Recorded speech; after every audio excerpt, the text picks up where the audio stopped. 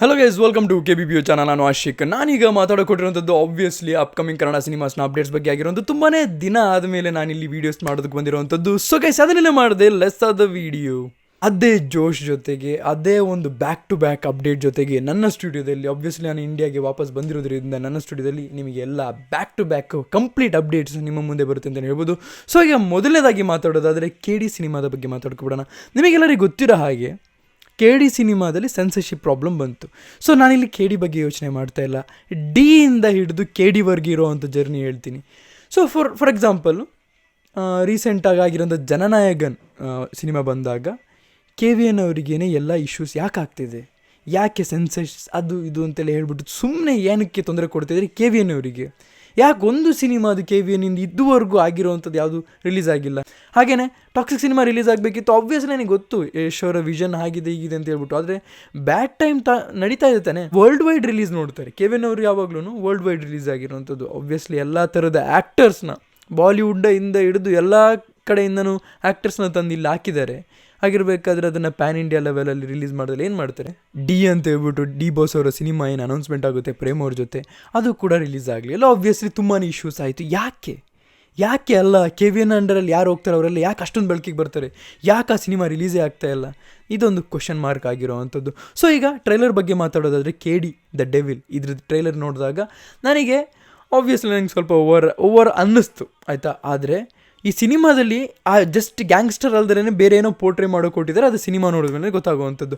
Acting wise ಎಲ್ಲ ಅವ್ರು ಏನು ಇತ್ತೀಚೆಗೆ ನಾನು ಏನು ಅವ್ರನ್ನ ಓವರ್ ಆ್ಯಕ್ಟಿಂಗ್ ಅಂತೆಲ್ಲ ಏನು ಅಂತಿದ್ನಲ್ಲ, ಈ ಸಿನಿಮಾದಲ್ಲಿ ಆ ಓವರ್ ಆ್ಯಕ್ಷನ್ ಎಲ್ಲ ಬಿಟ್ಟು ಒಂದು ಎಮೋಷನ್ನ ಆಚೆ ಹಾಕ್ತಿದ್ದಾರೆ. ಟ್ರೈಲರ್ ನೋಡಿದಾಗ ನನಗೆ ಸ್ವಲ್ಪ ಸ್ಯಾಟಿಸ್ಫೈ ಆಯಿತು ಕಂಪೇರಿಟಿವ್. ಯಾಕೆಂದರೆ ನಾನು ಅಷ್ಟೊಂದು ಎಕ್ಸ್ಪೆಕ್ಟೇಷನ್ ಇಟ್ಟಿರಲಿಲ್ಲ. ನಿಜ ಹೇಳಬೇಕು ಅಂದರೆ ಇನ್ನೂ ಓವರಾಗಿ ಮಾಡಿರ್ತಾರೆ ಅಂತ ಅಂದ್ಕೊಂಡಿದ್ದೆ. ಬಟ್ ಸ್ಯಾಟಿಸ್ಫೈ ಆಗಿದೆ. ಅಂದರೆ ಟ್ರೈಲರ್ ನೋಡಿದಾಗ ಓಕೆ, ಸಿನಿಮಾ ನೋಡ್ಬೋದು.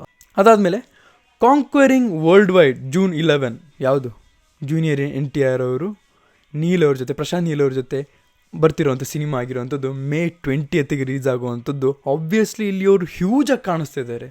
ಅದು ಬೇಕಾಗಿರೋವಂಥದ್ದು ಇವ್ರ ಸಿನಿಮಾ ಕೂಡ. ಆ್ಯಂಡ್ ನಾನು ಕೂಡ ಎಕ್ಸ್ಪೆಕ್ಟೇಷನ್ ಹೆವಿ ಇಟ್ಟಿದ್ದೀನಿ ಈ ಸಿನಿಮಾ ಮೇಲೆ.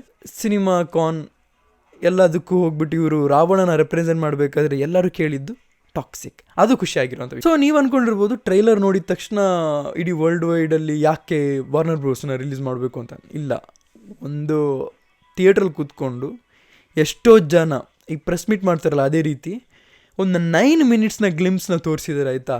ಸಿನಿಮಾ ಶಾರ್ಟ್ ಆಗಿರೋ ರೀತಿ ಯಾವ ರೀತಿ ಎಲ್ಲ ಬಂದಿದೆ ಅಂತ ತೋರಿಸಿದ್ದಾರೆ.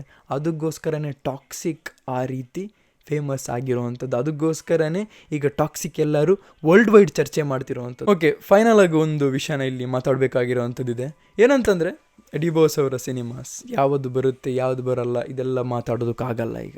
ಯಾಕೆ ಅಂದರೆ ಆಬ್ವಿಯಸ್ಲಿ ಪ್ರೇಮ್ ಅವ್ರ ಜೊತೆ ಅಪ್ಕಮಿಂಗ್ ಸಿನಿಮಾಸ್ನ ಮಾಡ್ಬೋದು. ಇಲ್ಲ, ಈಗ ಯಾರೆಲ್ಲ ಅಲಿಗೇಷನ್ಸ್ ಮಾಡಿದ್ರಲ್ಲ ಅವರಾಗೇನೆಷ್ಟು ಕೇಸ್ ಆಗ್ತಿದ್ದಾರೆ. ಆ್ಯಂಡ್ ಯಾರೆಲ್ಲ ಯೂಟ್ಯೂಬ್ ಚಾನಲ್ ಇದ್ದಾರಲ್ಲ ಅವರೆಲ್ಲ ಸುಮ್ಮನೆ ಬೇಕಾಬಿಟ್ಟು ಒಂದು ಏನೋ ರಿಸೋರ್ಸ್ ಸಿಕ್ಕಿದ್ದನ್ನು, ಯೂಟ್ಯೂಬ್ ಚಾನಲ್ಸ್ ಎಲ್ಲ ಯೂಶ್ವಲಿ ಏನು ಮಾಡ್ತಾರೆ ಅಂದರೆ ರಿಸೋರ್ಸ್ ಪಕ್ಕಾ ಇರೋದನ್ನು ತೊಗೊಂಡು ವೀಡಿಯೋ ಮಾಡ್ತಾರೆ, ಆಯಿತಾ. ಆದರೆ ಬೇಕಾಬಿಟ್ಟು ರಿಸೋರ್ಸ್ನ ತೊಗೊಂಡು ವೀಡಿಯೋ ಹೇಗೆ ಮಾಡಿದ್ರು ಅಂತ ನನಗೆ ಅರ್ಥನೇ ಆಗ್ತಾಯಿಲ್ಲ. ಸೊ ಅವರಾಗೇನೆಷ್ಟು ಕೇಸು ಮುಂದಿನ ದಿನಗಳಲ್ಲಿ ಬರುತ್ತೆ. ಯಾಕೆಂದರೆ ಸುಮ್ಮನೆ ಇವರ ಹೆಸರನ್ನು ಕೆಡಿಸೋದಕ್ಕೋಸ್ಕರ ಈ ಥರ ಎಲ್ಲ ಮಾಡಿರೋವಂಥದ್ದಲ್ವಾ. ಸೊ ಅದ್ರ ಬಗ್ಗೆ ಇಲ್ಲಿ ತನಿಖೆ ಮಾಡಿ ಅದರ ರಿವರ್ಸ್ ಎಲ್ಲ ಒಂದು ಚಾನಲ್ ಮಾಧ್ಯಮಗಳಿಗೆ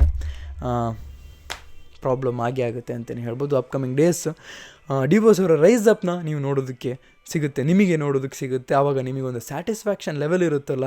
ಮೂವಿ ರಿಲೀಸ್ ಆದಾಗ ಥಿಯೇಟ್ರಿಗೆ ಕಿತ್ತೋಗ್ಬೇಕು ಆ ರೀತಿ ಕಿಡಿಚಾಡ್ತೀರ ನನಗೆ ಗೊತ್ತು. ಆದರೆ ಇವರ ಕಮ್ಬ್ಯಾಕು ತುಂಬಾ ಪರ್ಸ್ನಲಿ ಆಗಿರೋವಂಥದ್ದು ನನಗೆ ಗೊತ್ತು. ಸೊ ಇದಿಷ್ಟೆಲ್ಲ ಹೇಳಿದಾಗ ನಿಮಗೇನು ಅನಿಸುತ್ತೆ ಬಿಟ್ಟು ಕಮೆಂಟ್ ಸೆಕ್ಷನ್ ತಿಳಿಸಿ. ಓವರಾಲ್ ಇಷ್ಟೆಲ್ಲ ಮೂವೀಸ್ ಏನಿದೆಯಲ್ಲ ಇದನ್ನೆಲ್ಲ ನೋಡಿದಾಗ ನಿಮಗೆ ಅನಿಸುತ್ತೆ ಬಿಟ್ಟು ಕಮೆಂಟ್ ಸೆಕ್ಷನ್ ತಿಳಿಸಿ ಅಂತ ಹೇಳ್ತೀವಿ. ಇಷ್ಟು ನಿಮ್ಮಡೆಲ್ಲ ಕಲೆಕ್ಟ್ ಮಾಡಿ ಶೇರ್ ಮಾಡಿ channel subscribe keep watching. Love you all. Piece.